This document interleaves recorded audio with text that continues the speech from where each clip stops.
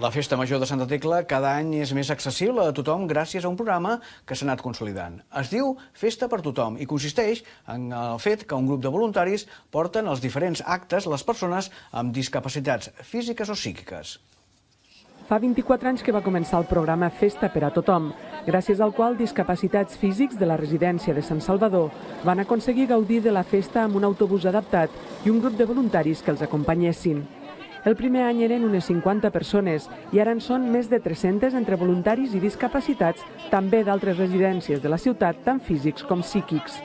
Per la nostra discapacitat, sense l'ajuda que ens ajudin a desplaçar-nos, a menjar, a anar al lavabo i ens el transport adaptat, realment no podíem assistir a la festa major. Llueixen samarretes vistoses perquè volen visualitzar la discapacitat i no fan distincions de colors entre discapacitats i voluntaris. Tots tenen un objectiu comú, passar-ho bé.